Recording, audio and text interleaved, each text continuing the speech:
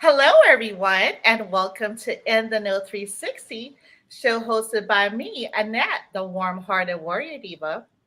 This show gives you insights on the journeys of high achieving business owners and music artists who share with our audience the importance of building a strong community of like minded individuals on the road to greater success. Today's show is a collaboration between NNO 360 and Hotep. Hotep, educational media mogul, is a phenomenal educator. By the way, I met him at InvestFest. Shout out to InvestFest. Hmm. Hotep is from New York City, and he is the embodiment of the progress made during the civil rights movement, the birth of hip hop music, and the prominence of pro Black African consciousness in the American culture. After graduating from Morehouse College, he became one of the only Black male elementary teachers in his district. There, he learned firsthand how powerful and influential media is on human minds and psyche. These experiences led Hotep to become an entrepreneur. Hotep says he had to become an entrepreneur, right? Simply Hmm. because he couldn't allow himself to be in a position where he needed to seek other people's permission. I heard that to make visions his reality. I too am in the transition as well. uh, Hotep is a consultant to schools across the US, a father of two, and producer of several different types of media, including books, cartoons, films, music, and video games. His profound work has earned him nominations for the Presidential Citizens Award and as a CNN hero. Yay! Hotep believes in entrepreneurship and is the key for freedom for all people. It's either entrepreneurship or ownership or slaveship, as he says. Welcome, Hotep, and thank you for joining me today, sir. Thank you, Annette. Thank you for that illustrious introduction. It's always uncomfortable for me to hear, those formal introductions. But thank you for the opportunity to talk with you and your audience about the work that we're doing over here. Oh, wonderful. I see we have somebody else online. Should I broadcast a WW here or No, no? no, I didn't know somebody wanted to get on, so I didn't know what to share with them. Oh, okay, wonderful, wonderful. No worries, sir. I have several questions for you today, and I hope you're ready. Let's do it. All right. So the first question is, who or what inspired you to start a career as an entrepreneur? Um, that's a great question. I have to say necessity. As I said, as you read in my quote, my journey in entrepreneurship literally started when I was endeavoring to get into the music industry, and I had an opportunity to sit down with Sony Records in New York, in Manhattan, and I remember distinctly sitting across the table from the record executive, and he listening to our demo. This is way back in like 1990, right? Um, in 1990, 91, he listened to our demo, nodded his head, said he liked a few things, wanted us to change it, certain things, and present ourselves in ways that he thought would be in the best interest of his label. And, no, sounds good, great for him, but didn't sound too good to us. It was me and my brother and my cousin. We were a group at the time.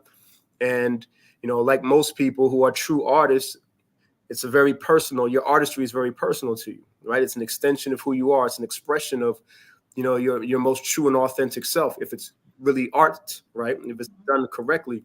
And so, for someone to sit there and try to refashion and remix who I am and what I do and how I express myself didn't sit well with me.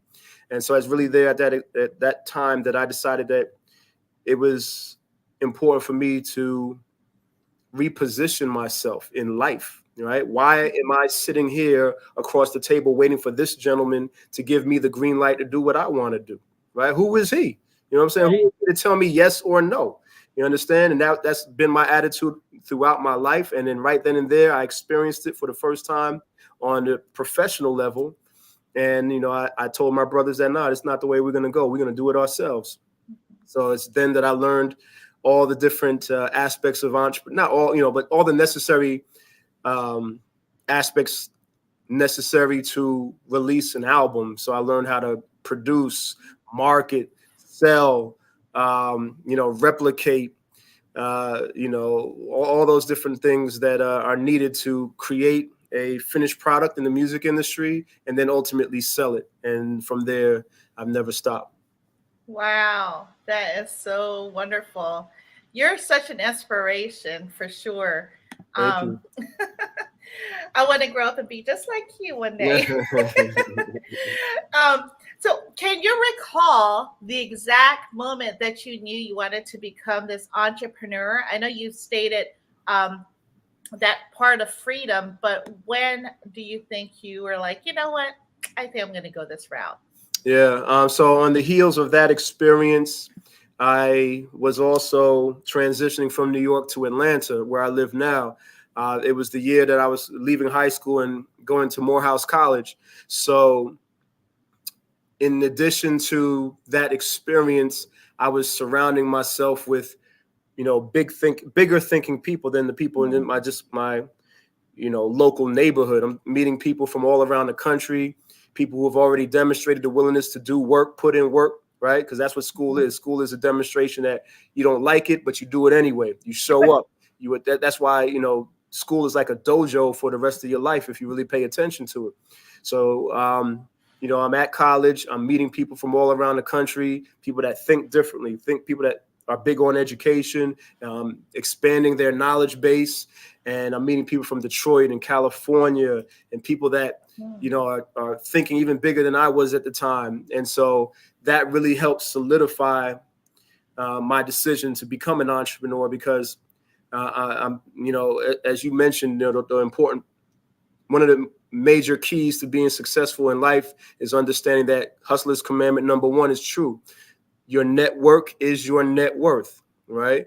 And so once you understand that, you constantly start looking at people differently and associating yourself with people based off of them being an asset or a liability.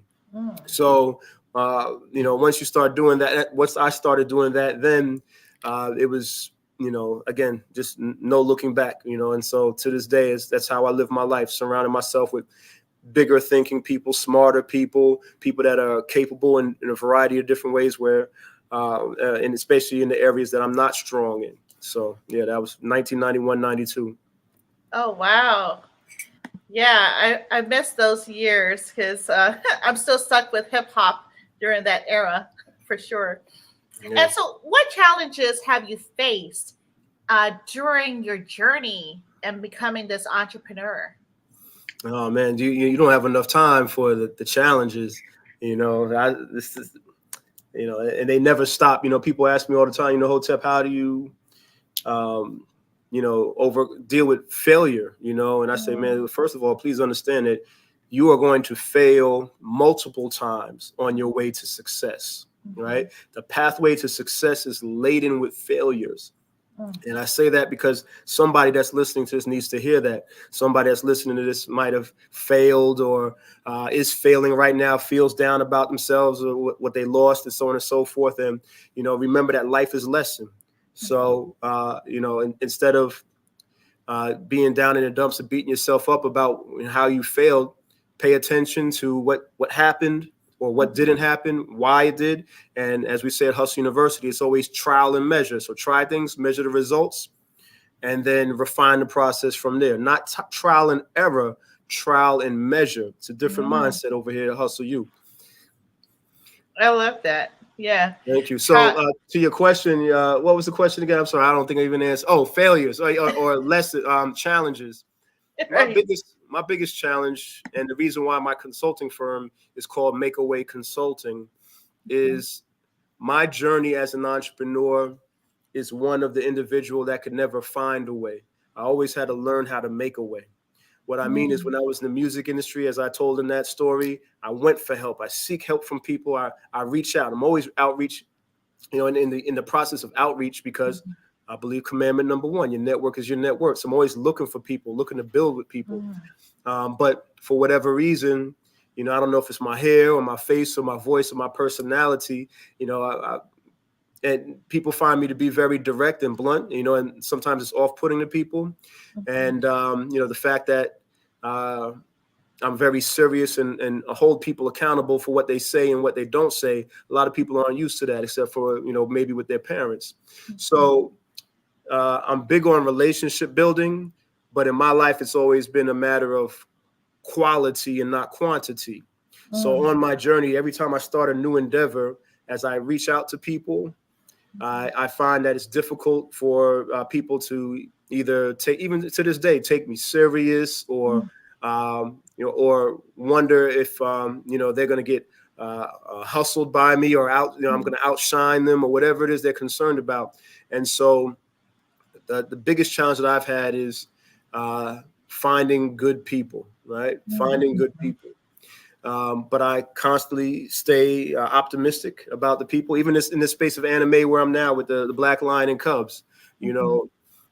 Finding good people is difficult, especially now in the social media realm, where people are just used to being fake and used to, doing, they use terms like ghosting, and they have mental health issues and, self-care. So what I found today, different from before, is even more than before, people lack the social and emotional competencies for success in business, and particularly for relationship building. And so, because I'm big on relationships, and like I said, I hold people accountable, you can't be around me long being fake. You can't be around me long, being weak or soft or fragile, you know what I'm saying? Because you're going to break real quickly around a person like me. I'm an OG, not an IG. You understand? So that's, I'll say that's been my biggest challenge, but it's also been my biggest blessing, because it's also one of my strengths. People that know me, that have been down with me, my relationships span decades, not, a couple months. They span decades. So one of the principles, for me is loyalty is royalty. You hear me say that all the time. Loyalty is royalty. And I have a loyal team of people around me. Even as I continue to build new relationships, they stay loyal, they stay down, because I present myself in the way that I am, and I stay true to that. And they can count on it like, money in the bank. So I'm gonna stop talking, because I could, as you can see, I can talk all day. But yeah, simply put, the biggest challenges for me are centered around relationships and people. People can be great assets. They can also be, great liabilities as well. And finding people that can continually help take you to the next level, and in a way that's consistent, has been a challenge. And I'll stop right there. Well, thank you for that, sir. You're welcome. And how have you persevered despite these challenges? I'm glad you mentioned that. Well, two things. I tell people I'm an optimistic opportunist. You understand? So I always stay optimistic, no matter what happens in my life, how many times I fail, what's happening with the government or overseas or whatever. I always stay optimistic, because at the end of the day, we know the Creator has the master plan. So I stay optimistic in the face of all the foolishness that's happening in my life or in the world. And the other thing is, I'm an opportunist, and people, hear that term like, well, what do you mean you're an opportunist? Because many people don't understand what being an opportunist is really about. Right? So let me be clear. People of all religions and faiths, they go to church or they pray on Sundays or every night and every morning for opportunity, right? Thank you, God. Give me this. They're looking for something, right? They ask God for these things. And then when God sends it to them, they're like, oh, no, I don't want to be an opportunist, right? So then now they back down. So my point is, people ask for things, and then they're given these opportunities in life, these blessings that they ask for, and they're too scared, too meek. They have the wrong mindset and understanding of what opportunity is and what it means to be an opportunist. So they miss their blessings. They miss their blessings consistently through their lives. And so different from those people, I'm an opportunist. So I pray, I'm optimistic, I'm grateful and have gratitude. And then when the creator gives me the lane and gives me the opportunity, I seize it and he gives me more. And that's why I'm always able to build, and again, you've heard me talk about my journey from 1991, right? 1991. One thing people that know me will tell you, I've always grown and expanded and excelled a year after year after year. So people that know me, see what I'm doing with Black Lion and Cubs, they're not surprised because I've been doing that for a long time. I've been doing this for a long time. And so that's how being optimistic and being an opportunist and combining those two things together. Wow, that sounds great. Sounds like a great mixture for a cake tonight. Thank you. What was your best collaboration with the whole networking through your journey? My best collaboration. It's hard for me to place value on the collaborations that I have. I would say my number one collaboration is that I have with my wife. I've been married for 21 years now.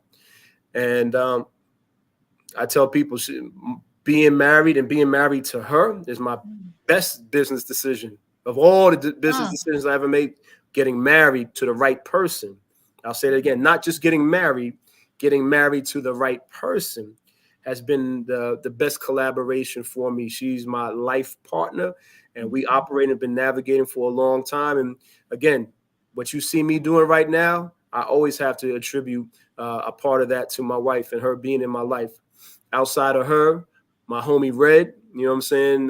He's my long time, my brother Red, not my friend, my brother Red. He's, anybody that's seen me since 2005, 2006 knows Red. He's my ace boom coon, as they say, right? My Right. PNC and all those different attributes we can give to that, and then I have several other people, but those are the two most notable, you know what I'm saying? Shout out to my man Wes and Barry. Shout out to Candace. Shout out to Nancy. Shout out to the people that have been, rocking with me for a long time. But, those two in particular are like the two longest running and most intimate, if you will. Right. Well, shout out to Mrs. Hotep for sure. Of course, with a strong man, there's a strong woman behind him, pushing him along. Uh, it is, true. It's evident.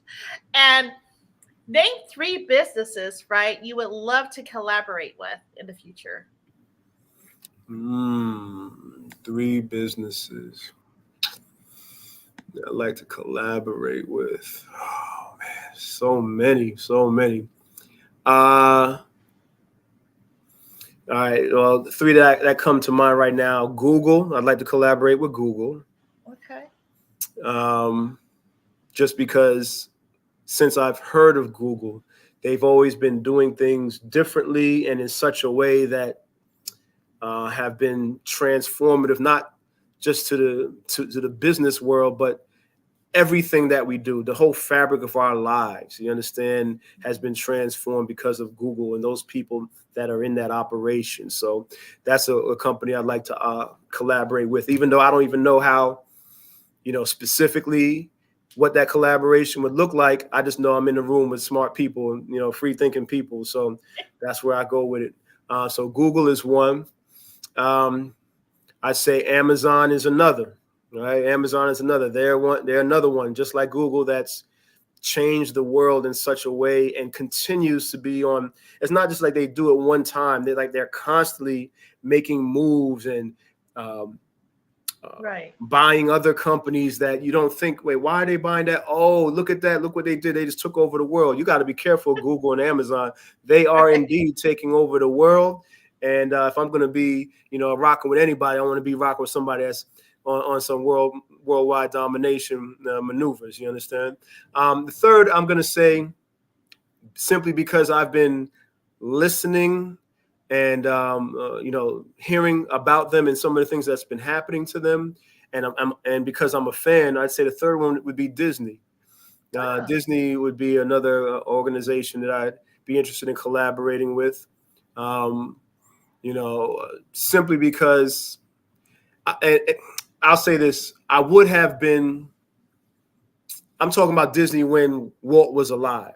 You understand? Okay. When Walt was alive. I don't know these people that are running Disney right now, but in listening to the history of Disney and things that they did and how they moved, man, it was incredible. Disney and McDonald's with Ray Kroc. Would be Walt and Ray Kroc in particular. Those guys around that at their era, not the current era, because I don't really know what they're doing now. So that'd be it. Okay, I love it. I love those three. And besides of what I've already mentioned about Hotep, who is Hotep? Oh man, I am a Black man and I'm a father. Those are the two attributes or aspects of myself that I want to be most prominent, remembered, and considered when people think about me. And the reason being is because it's those two attributes that I hope that I represent best. You understand? Like when I go out into the world and when I operate, when I speak, I always hope to represent what we call Black excellence. You understand? My business acumen, my business practices, the way, my thoughts, my ideas, everything that the way I present myself in any kind of capacity, my relationship with my wife, everything I do in a space that represents the best of us, because I know people are watching. And as much as other people are watching, I know we're watching each other. And I love it when I go into spaces where we are and people recognize the excellence amongst us. Like, wow, you know what, me and you, we both Black, but man, you representing us well. Thank you. You understand? Or I go out with my wife and people say, man, y'all make a great couple. I know they're saying that's Black love there. We're representing excellence and Black love. Or if they see my family, right, and they see my wife and myself and my two kids, like, oh, you guys, that's a representation of what the best of us can be. And so that ties back into the fatherhood part, because now that I'm a father, I started later than a lot of my colleagues. One of the announcements I made when I celebrated my 50th, which was back in October, was that I was going to transition my life theme. So the first 50 years of my theme was hustle. Like, people know me through Hustle University, through my first book, The Hustler's 10 Commandments. So when people that know me from those days or knew me up until this time, they know the hustle theme, because I was a big part of that. And ushering in that whole hustle era, that was me. You understand? Yes, you can do your research. People that know is me that was on the cusp with the rest of them. But now that I'm 50 and I'm a father, I've committed my life to changing that theme. So my new theme for my life and the rest of my life is going to be centered around building strong children, right? It comes from an expression from a quote from Frederick Douglass, who said, it's easier to build strong children than to repair broken men. And yeah, it's powerful, right, man? When you hear that, it's just like, move, Yeah, it's easier to build strong children than to repair broken men. And once you hear it, you know it's true. And I'm actively engaged in that process myself as a father, building strong children in my household. And because I'm doing that now, currently, then it enables me to do the same for other people's children. So that's how we got to Black Lion and Cubs, because Black Lion and Cubs is an extension of that theme, my life's mission at this point, right? I'm in the process of finding ways to build strong children. I do so through the variety of forms of educational media. So whether it's music, whether it's film, whether it's books, and now anime, everything you see is an extension of that desire to represent the best of what we the best of us as Black people, but then also to help build strong children. And I do so first and foremost as a father. Wow, wonderful and well said. Thank you. Yeah, I've just volunteered to be a Girl Scout troop leader. recently for my daughter. So Ah, we'll see how that goes. mhm, mhm. Um, what steps do you take when creating your cartoons, video games, and comics? Um, so I'm notorious for operating outside of the box. Okay. And the reason being is because during my journey, I've typically entered a new industry as an outsider, right? Mhm. I started in the music industry. I wasn't so much an outsider in the music industry, but when I decided to transition from music into the film industry and put out my first documentary, I ain't know nothing about putting out films. I was a music producer and a rapper, right? But I knew it's something that I wanted to do. I wanted to express myself that way. When I transitioned from the film industry to writing my first book, I never really considered myself much of an author. You know, that's not one. I'm not one of those people. I'm just me, right? I'm not an author. But I wrote a book. Right? I'm not a filmmaker, but I got a documentary out. And so I've always been that type of person that never associated myself with the people in the industry, although I was embarking to enter the industry itself. Mhm. Fast forward to now, I'm in the anime world, comics and superheroes and all that. I left all that when I was in middle and high school. You know what I'm saying? Like I'm not one of these fanboys, blurs and all. That's not me. You understand? I'm not in that world, as a fan, if you will. I'm in that world as a producer, right? I'm Mm. not in the world. So now that I'm entering anime, uh, again, I'm doing so as an outsider. And I say I'm giving you this history because anytime people ask me questions like that about my process, well, my process is is totally different from many people's because I don't know what people do in this industry. This is the Mm. lesson that I learned. In every industry, people do things the industry way, right? Mm. And when you do things the industry way, you kind of get jumbled up and muddled up with everybody else that's doing the exact same thing you're doing. Case in point, when I was in the music industry, what do? We put out a demo, we go to the music conferences, hope someone listens to it here, listen to my CD, make a mixtape, all that's all we did, right? Mhm. When I learned the value of competitive advantage, if you will, or learned the value that uh, instead of being dime a dozen, I should focus on helping people see that I'm the diamond in the rough. Well, Mm. then, how does a person in the music industry separate themselves from all the other people that are doing the same thing? That's how I got into filmmaking, you see, because Mhm. I had an opportunity as a musician to go to a film industry conference. I went to the film industry conference, not dime a dozen anymore. Ain't nobody like me there because everybody there is a filmmaker because they're doing things their industry way. So my point is that lesson really helped me start operating outside of these industry boxes and taking Mhm. lessons, strategies, techniques from one industry and applying them to another. So when it came to getting into this world of anime and superheroes and comic books and such, I just started doing what I did in the music industry or doing what I did in the film industry or doing what I did as an author and started applying a combination of those things to this industry to the extent that although Black Lion and Cubs was first thought about in literally in, I'm sorry about that. Let me just send this message real quick.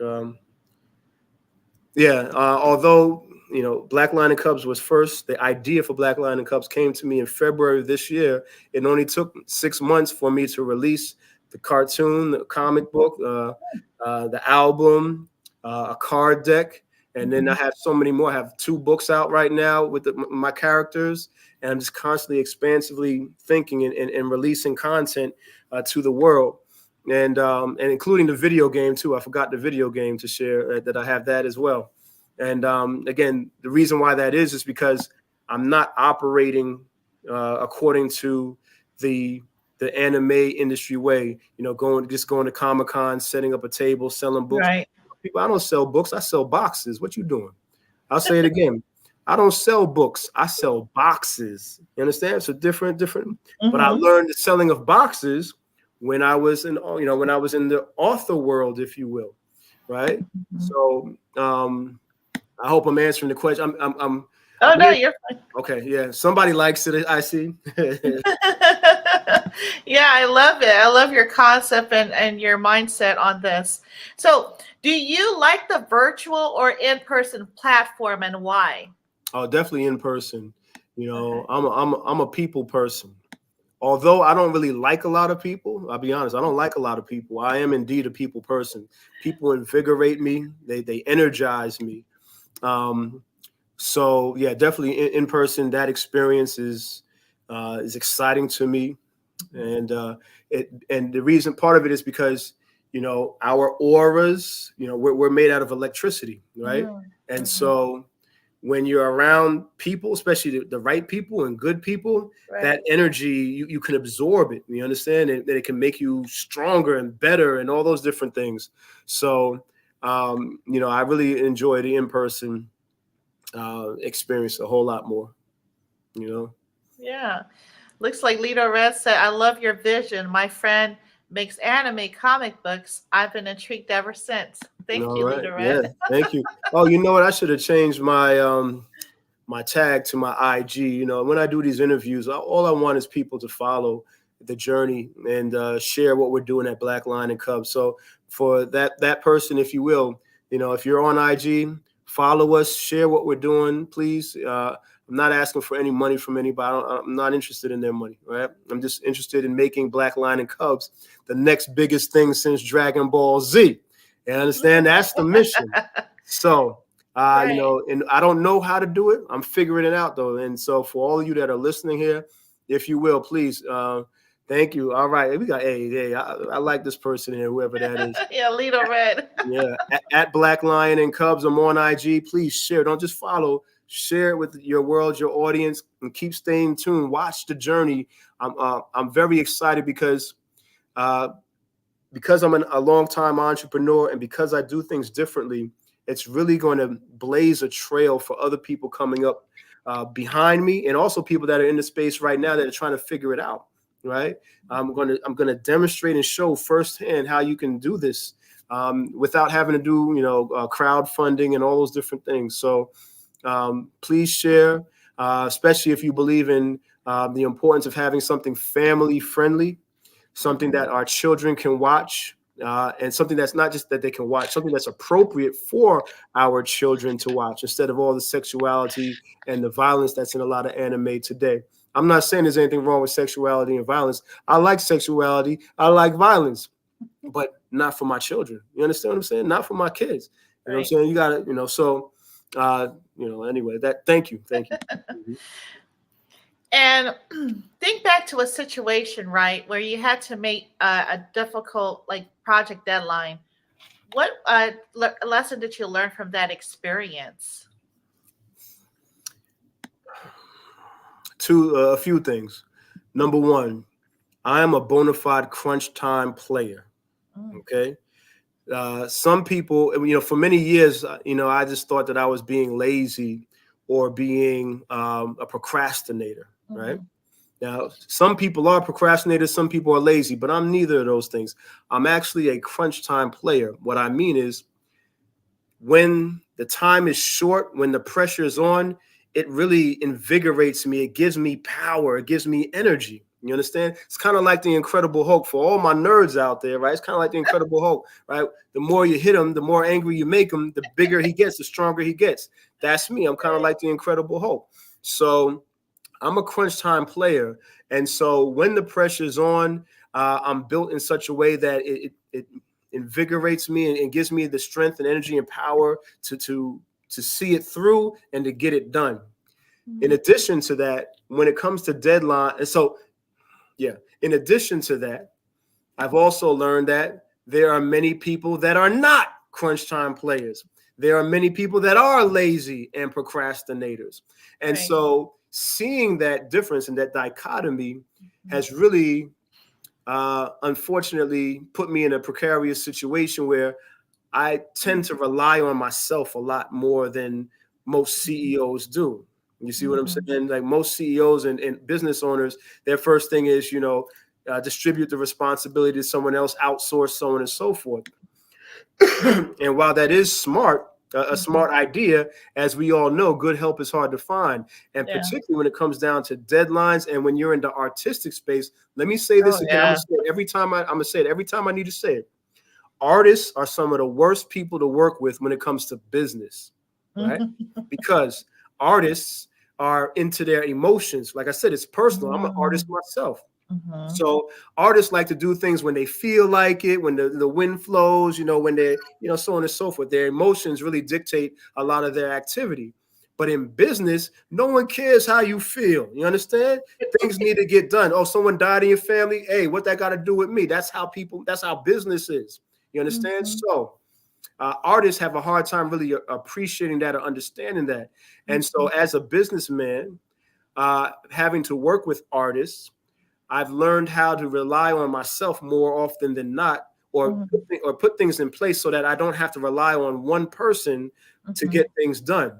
So to your other question about my process for creating artwork or comic books or cartoons, I have several different artists. You understand? Oh. I hire several different people to accomplish the creations that I have.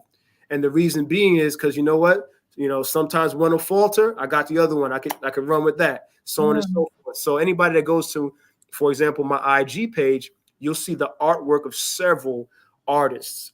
And that's part of how that happened, because I know that if I'm going to rely on one person, that's not a good way to go about business. So that's what the deadlines has done. Because see, what happens is, as a businessman or a woman, people will hold your project hostage. They will hold your project hostage if you put them in a position that you rely on them for everything. You understand what I'm saying? Right. Some of them will do it on purpose. Others will just do it, just because they don't know no better, or they're just artists. They don't feel like it or whatever. I can tell you, I got 3 projects right now that has taken forever. You know what I'm saying? Because I got artists that are holding these projects hostage, but they ain't gonna stop it. You understand? I got other things in the fire that are moving forward while that happens. So anyway, that's what the deadline thing has caused me to do. Rely on myself because I can, and because particularly in the space of artistry, you have to be careful with artists. Now, eventually, through the process of hiring so many people, you begin to find people that are reliable, people that are consistent, people that deliver on time or even faster. And those are the people that I continue to work with even to this day, and keep them paid. I love it. I love that mindset on that. You got to keep it moving. Yeah, your business. look, I wrote the book, Keep It Moving. I've written over 20 books, and that's the title of one of them. It's called Keep It Moving. And you know what? It's no mistake that it's actually one of the more popular books as well. So, yeah, keep it moving, baby. That's right.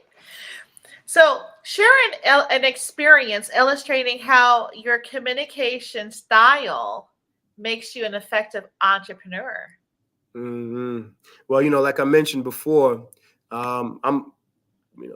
it should have been, if I was going to write or continue the Hustler's 10 Commandments, I would probably add that as one of the principles for the Hustler's 10, a statement specifically about communication. I find that between relationships and communication is where people tend to falter when it comes to business. Notice I'm not talking about money or reading, information or sponsors or opportunity. That has little to do with people's success in business. I'm going to tell you right now, 2 big things that people don't talk enough about is people's inability to build effective relationships and also communicate well. Now, notice, in order to have a good relationship, you need to do what? Communicate. So there's a linkage there. But my point is, I communicate simply. Like right now, as you hear me speak, sometimes I throw in an SAT word or what have you, but I speak in a very plain language. And as much as I've been in business and I have a degree from Morehouse, I even have a master's degree, I tend not to use the vocabulary all the time of my peers in business, right? They like to sound intelligent, and my man, one of the justices that I met at the Supreme Court, he said, Hotep, I like your style. He said, you know what? I meet too many people that use $1 million words to communicate 5-cent ideas. You see what I'm saying? I hope you caught that right there. Yeah, yeah. That came out of his. That's a Supreme Court justice right there, and Wow. that sums up my communication style. It's direct, it's Uh-huh. succinct, but it's Uh-huh. also simple, because Right. there's a difference between speaking and communicating, right? Mm, There's a mhm, difference between writing words and actually communicating ideas.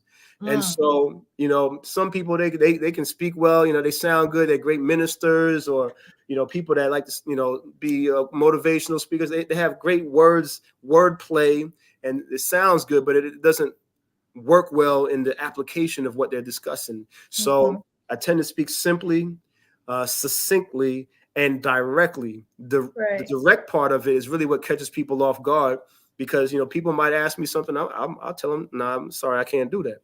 You see what Mhm. I'm saying? Now, I'm not one of these people trying to appease everyone. I don't, say yes to everything. I have to think about it, or the answer will be no. I'm not afraid to tell people no. Mhm.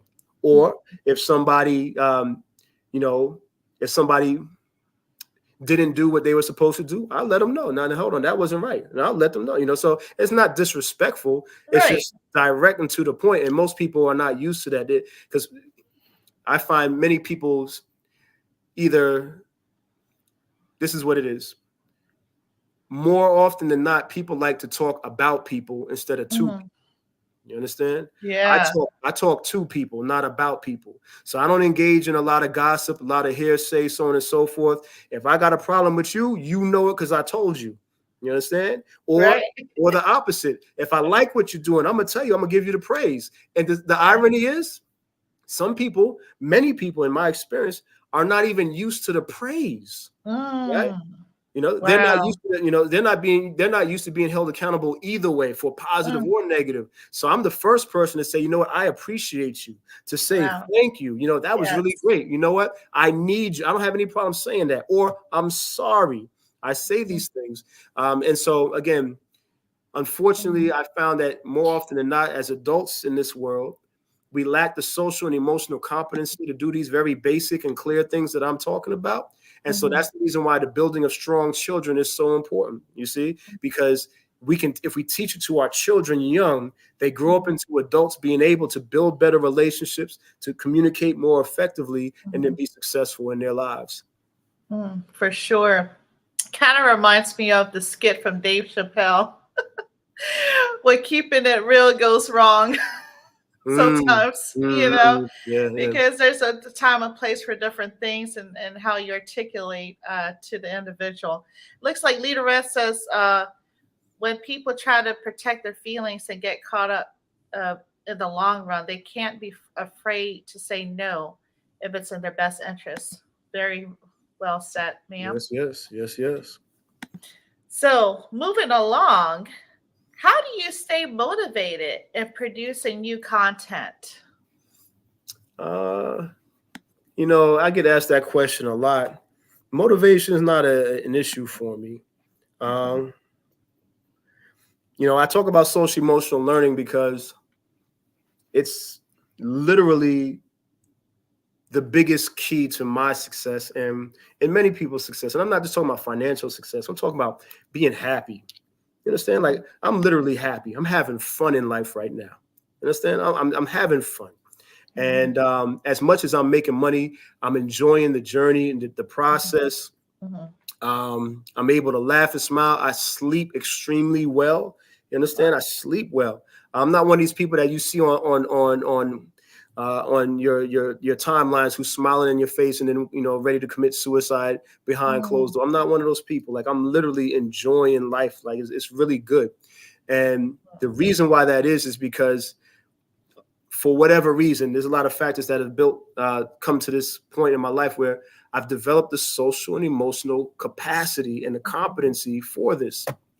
And it's what I spend my time now when I work with these schools, teaching young people or teaching teachers how to help young people develop that as well. Because it's the mm, biggest differentiator between people that are miserable in life, even people that have money, miserable, right? Or mm. people that are miserable with no money, right? Right. So, so motivation isn't an issue because partially of that social and emotional competency. Mhm, I feel good, not just about the world. I feel Right. good about myself. You understand? I Mhm. feel good about myself and the possibilities. That's why I said I'm an opportunist. I mean, I'm an optimist, right? Mhm. I feel good about the world. I feel good about myself. And so motivation comes inherently with that, because I, I walk through every day believing good about myself and the possibilities for the outcomes of my ideas and my desires and my plans. So I go for it. I go for Mm. it. I just always Right. go for it, and I believe it's supposed to be. You know, like Mm. I believe it. You know, at a baseline core of who I am, I believe Right. I'm supposed to be successful. You understand? I believe Yes. the world. I can bend the world to my will. Mm. And so it's that type of confidence and self-esteem that's necessary, and you'll hear it Right. consistent amongst all people that have that do well in life, right? You'll hear that same type of Right. idea in different language, I'm sure, but so that's what it is. And so motivation isn't an issue because because of those things. And so I'm always, that's why I never stops. When I wrote my third book, I told my wife, I said, babe, look, I'm gonna stop. All right, 3 books, that's enough, right? Here I am 20 books later, video games and cartoons.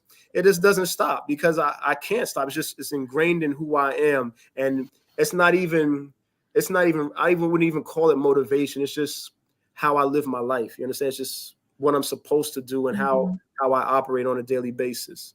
Mm. Mm. I love it. Like a natural essence of who you are. Yes, and I wish, and the see thing is, I wish it for other people. You understand? Mm. And for whatever reason, that's the reason why I stopped, coaching entrepreneurs. Right? I used to, Mm. coach entrepreneurs all the time. I just got tired of wasting my time Um, with adults, especially men. They want to stick out their chest. Everybody want to act like they're the alpha male. Get out of here. Go sit down somewhere with that. You know what I'm saying? You sit down. But yeah, people, grown ups, they want to act like, oh, I'm an adult now, so they know something. They don't need to listen. And right. let's go ahead with that then. So, but I do, this. It's part of why the in-person experience is powerful for me, because Mhm. at the end of the day, I want to see more people win. I want to Mhm. see more people be happy. I Right. want to see more people walk through life with the glow and the confidence and the esteem that, man, you can go get it. And if you don't have it now, not having is no excuse for not getting. You Right. understand? Not having is no excuse for not it, man. Write that shit down. Oh, excuse me, pardon me. Okay, I got loose, right? Pardon me, excuse me. Write it down. See, not Right. having is no excuse for not getting. Somebody needs to hear that. Yeah. There's Yeah. somebody here listening that likes to complain about what they don't have. I don't have this. I don't have that. Yeah, Right. you don't have it, but you know what? You can get it. Yeah. We You can can show get you it. how. That's right. You can get it. And what you just said is very powerful because you do have to write it down and reflect on it, right? So writing it down is kind of like you're in class and you're learning a subject, and in order to retain it, you have the visual, and then you have to write it, and then you read it, right? Because you're saying it to yourself. So it's repetition is the mother of skill, for sure. Mm-hmm. So, what is one important lesson that you've learned since becoming an entrepreneur? I've given you all the lessons right here. Let's see another one that I can share. Let's see another important lesson. Uh, I have to always reflect back to the Hustler's 10 Commandments, right? Okay. Commandment number 6: business is personal.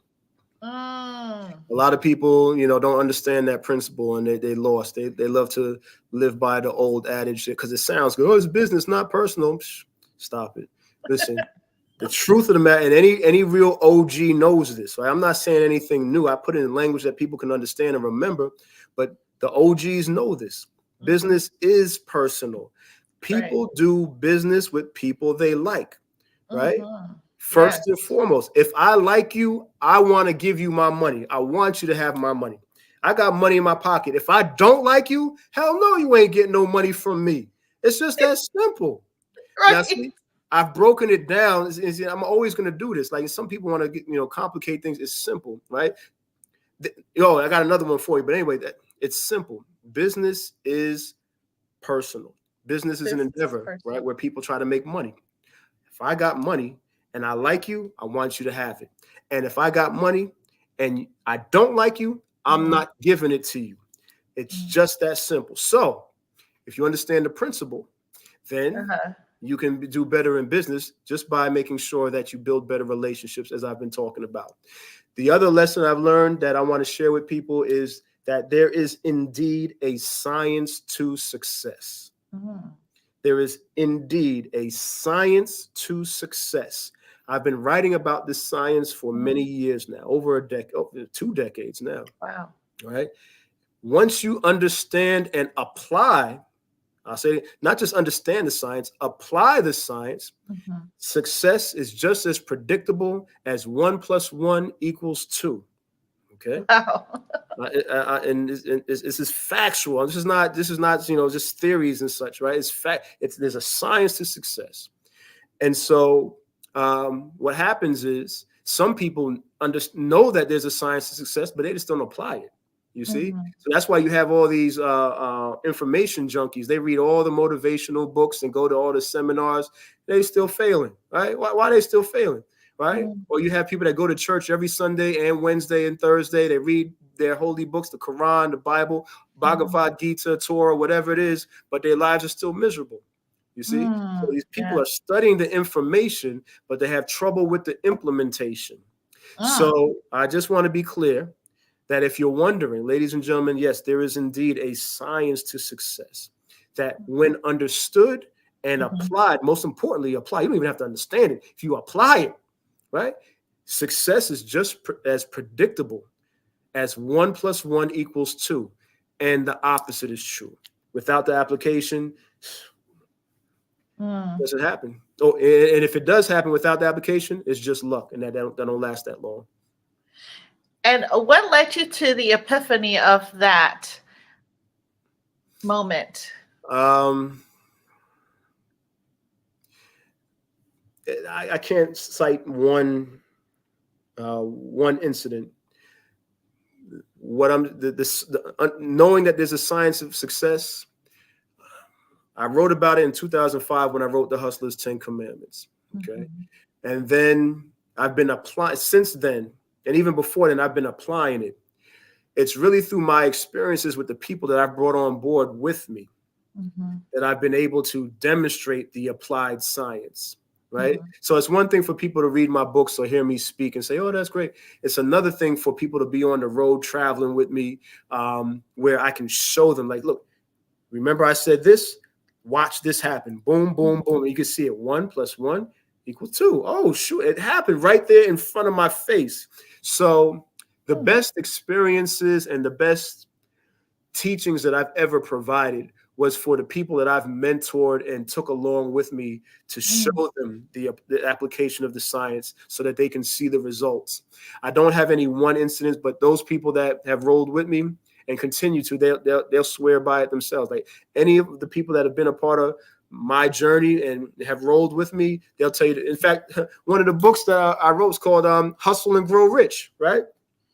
And Hustle and Grow Rich, a lot of the people that I was, mentoring or coaching along that time, Mhm. that I took with me, they just contributed chapters to that book just so they can share share their lessons and the fact that, man, I saw it myself. I Mm. didn't hear it. I saw it happen.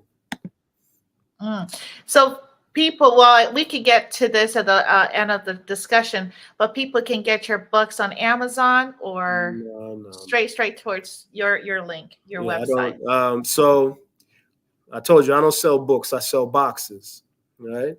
So I don't have any books on Amazon because Amazon, first of all, wants for those of you that are excited about having books on Amazon, they don't get too excited about that because Amazon wants a 40%, 50% cut, and then they Mm. don't even share with you who the customers are that are purchasing your books, right? Right? So what kind of businessman likes that? Lets that happen, right? You take 50%. And I don't know who the customers are, so I can't upsell or stay Right. in communication with them and build those relationships with them. Nah. Mm. So I don't have any of my products on Amazon. I closed that down many years ago when I understood that.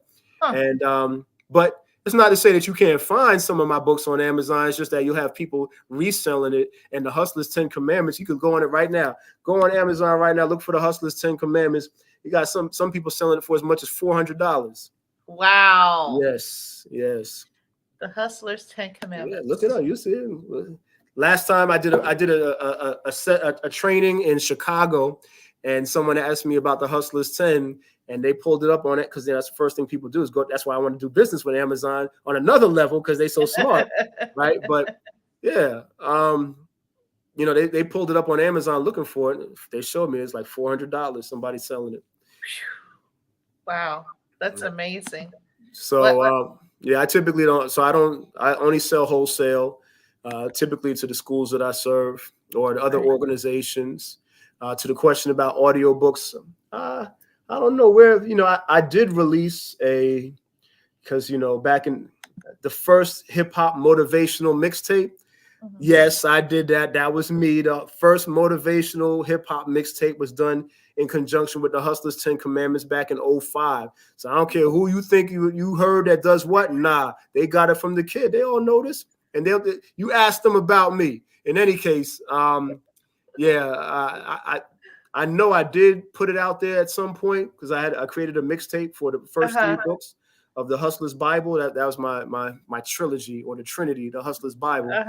But man, you got me talking. I'm supposed to be talking about Black Lion and Cubs. You ain't saying nothing about Black Lion and Cubs. You taking me back to before I was 50. I'm leaving that.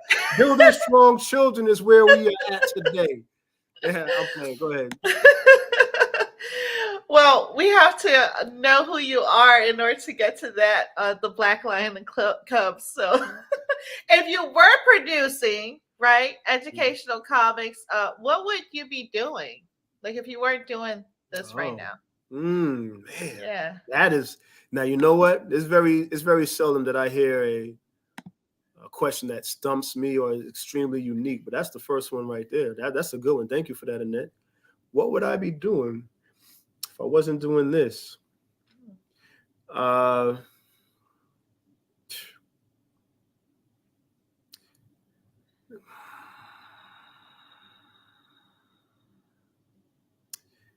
don't know. My first answer, the first thing that came to mind was I'd probably be dead, to be honest with you. Like this, I live life truly authentically. You understand? I believe in a special type of entrepreneurship. I call it authentic entrepreneurship, which is the monetization of one's unique skill set, abilities, and ideas. And where I am right now in my life is the embodiment of that, right? I can't imagine doing anything else with my life unless it might have been for other companies, maybe. Maybe I be doing some marketing. Here I got one. So I'm great with language and slogans. So maybe on for some of these big companies, they could hire me to come up with their advertising campaigns, their mottos, slogans.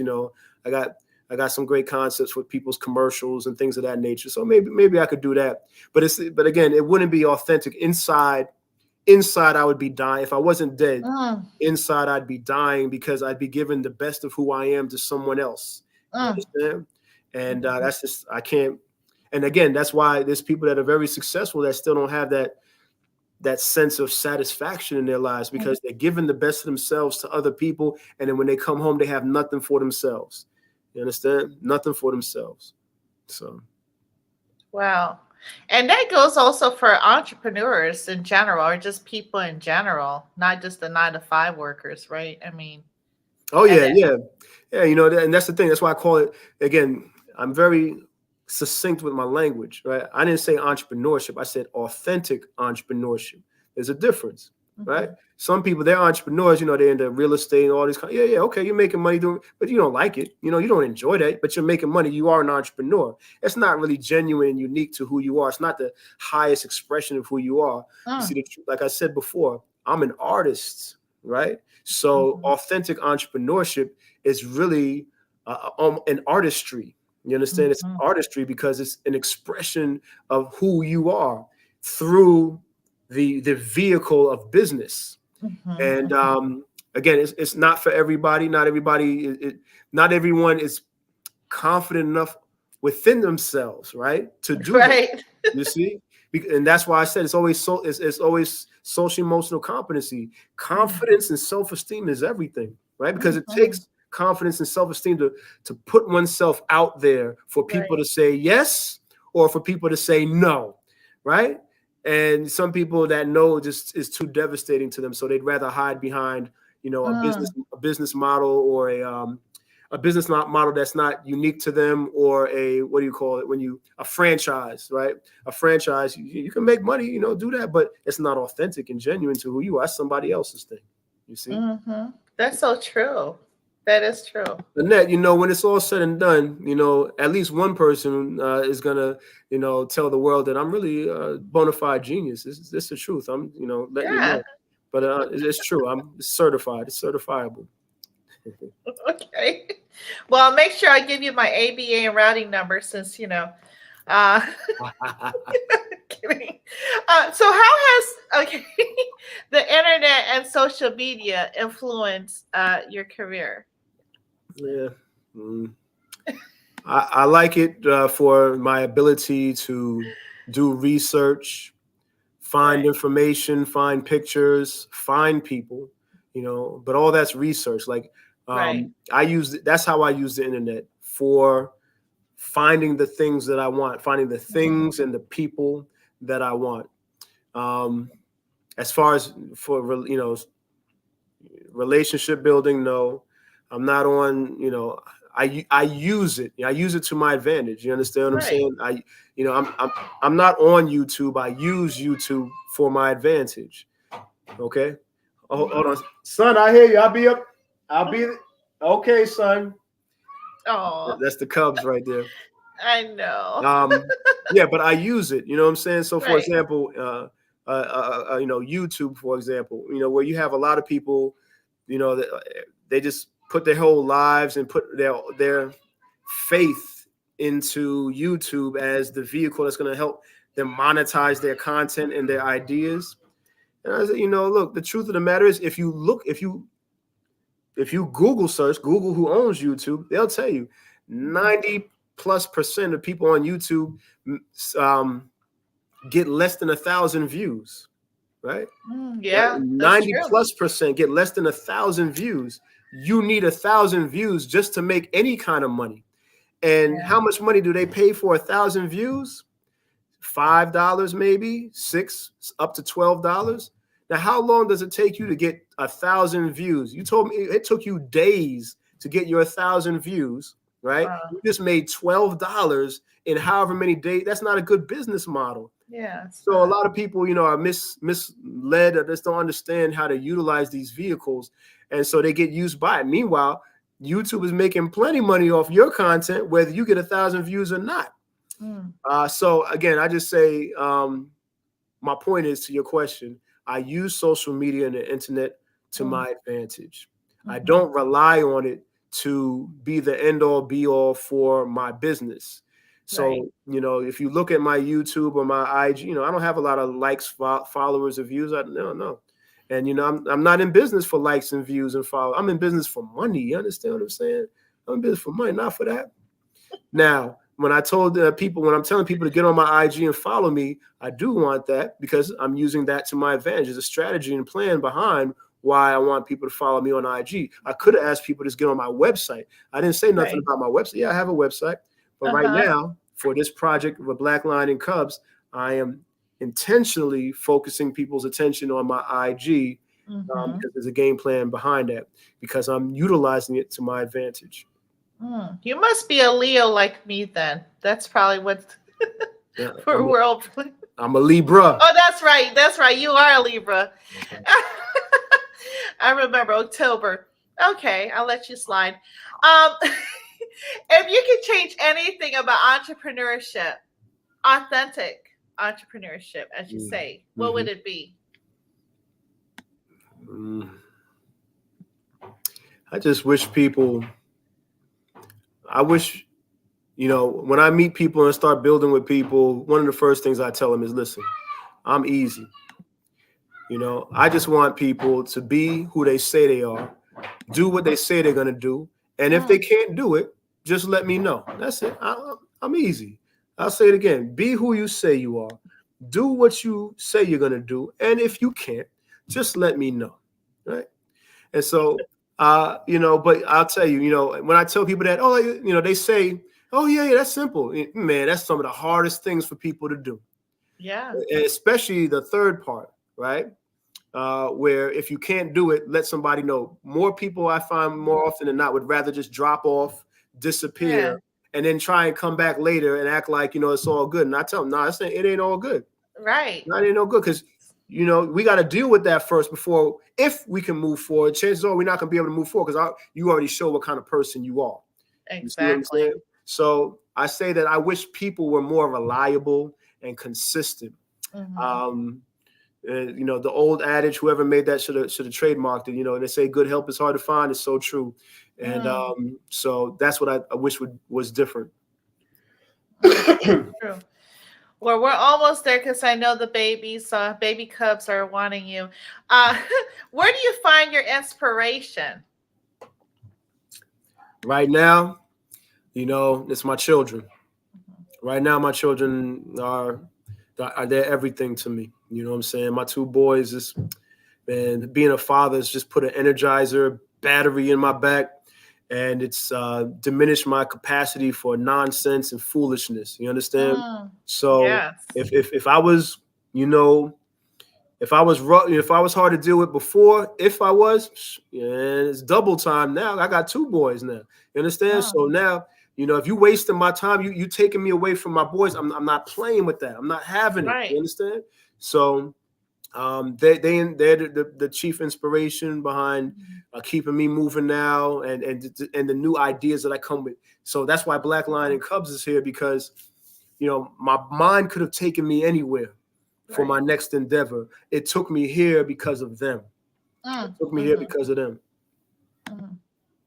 Wow. And what was the best advice ever given to you?